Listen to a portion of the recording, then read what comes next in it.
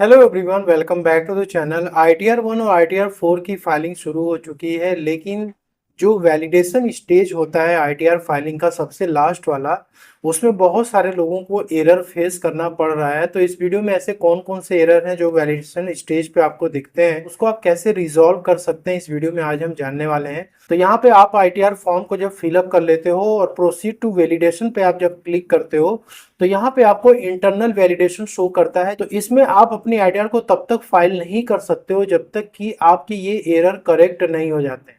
सबसे पहला जो यहाँ पे एरर है वो है सेकेंडरी एड्रेस का।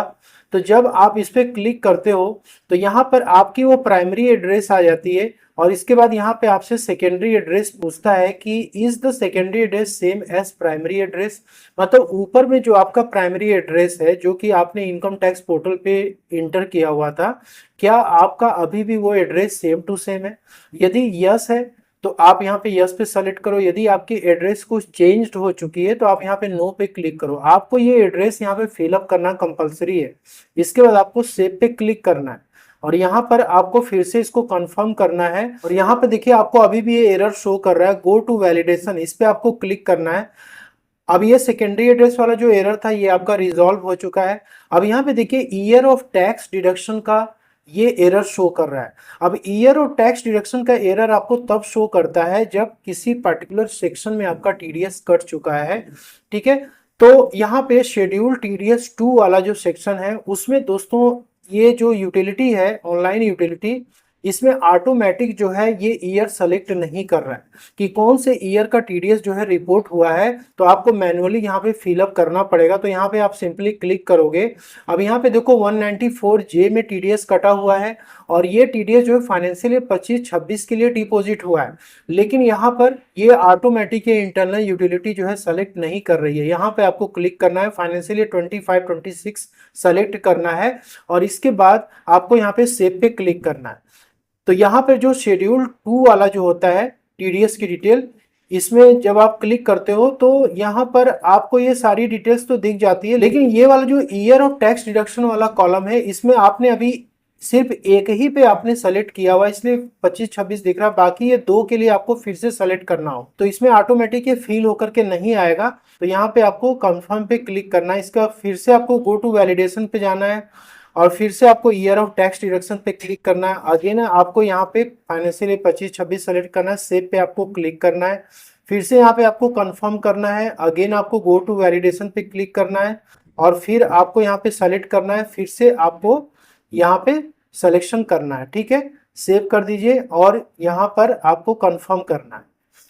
ठीक, अब यहाँ पे गो टू वैलिडेशन पे आप जाओगे, ये वैलिडेशन आपकी सक्सेसफुल हो जाती है। तो यहाँ पे आपकी इंटरनल जो वैलिडेशन थी आईटीआर की वो सक्सेसफुल हो चुकी है। इसके बाद आपको प्रीव्यू पे क्लिक करना होता है और यहाँ पर आपको प्रोसीड टू वैलिडेशन पे फिर से आपको क्लिक करना है। यहाँ पे आपको अपलोड लेवल की वैलिडेशन दिखती है। अपलोड लेवल की वैलिडेशन का मतलब ये हो गया कि you will be allowed to upload the return, this is possible defect present in return और some of the deductions of claim में नॉट टू बी अलाउड। मतलब यहाँ पे ये है कि आप अपनी आईटीआर को अपलोड कर सकते हो, लेकिन आपके आईटीआर में अभी भी डिफेक्ट है, अभी भी आपको ये प्रॉब्लम दिखा रहा है और आपको बाद में चल करके इसके लिए डिफेक्टिव रिटर्न्स की नोटिस आ जाएगी। इसलिए ये बोल रहा है कि आप अपनी आईटीआर को क्या करो, सही कर लो। तो यहाँ पे क्या है कि आपको स्पेसिफिक सेक्शन यहाँ पे मेंशन किया हुआ है कि आपके इस पर्टिकुलर सेक्शन में इनकम रिपोर्ट की गई है।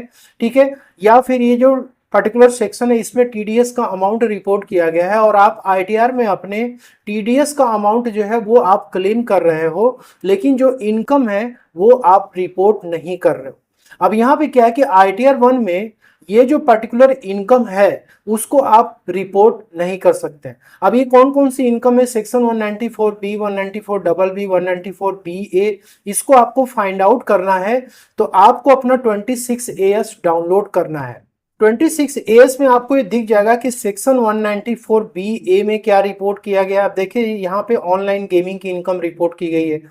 फिर उसके बाद अगेन दूसरा प्लेटफॉर्म है ऑनलाइन गेमिंग का, वो इनकम यहाँ पे रिपोर्ट किया गया, इस पर टीडीएस भी यहाँ पे कटा हुआ है और डिपॉजिट किया गया है। और इसके अलावा सेक्शन 194C का इनकम जो कि बेसिकली कॉन्ट्रैक्ट या सब कॉन्ट्रैक्ट के लिए टीडीएस जब कटता है तो इसमें रिपोर्ट की जाता है। तो यहाँ पे अमाउंट आपको पे की, इस पे टीडीएस कटा और ये डिपॉजिट किया गया।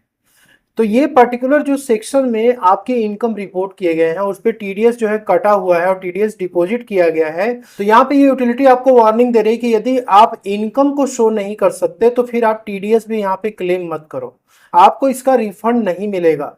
ठीक है, तो यहाँ पे आपको सजेशन भी दे रहा है कि आपको ऐसे केस में आईटीआर 1 नहीं फाइल करना चाहिए, आपको आईटीआर 2 या फिर 3 में इसकी रिपोर्टिंग करनी चाहिए। और जो टीडीएस है शेड्यूल 2 में बेसिकली अदर देन सैलरी का टीडीएस अपडेट होता है, तो शेड्यूल 2 में आप जब टीडीएस क्लेम करने जा रहे हो तो आप आईटीआर 2 आईटीआर 3 में ही करो।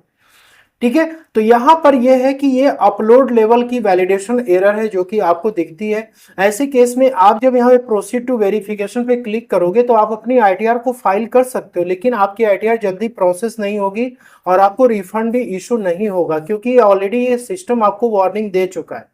तो यहाँ पे आपको ये काम ये करना है कि आपको आईटीआर 1 अभी फाइल नहीं करना है। यदि ऑनलाइन गेमिंग की या कॉन्ट्रैक्ट की या बिजनेस एसेट की इनकम है, शेयर मार्केट की इनकम है, तो आपको वेट करना है जब आईटीआर 2 या आईटीआर 3 आ जाएगा तो उसमें आप रिपोर्ट करना। तो आई होप कि आपको ये सारे वैलिडेशन एरर का रिजोल्यूशन मिल गया होगा।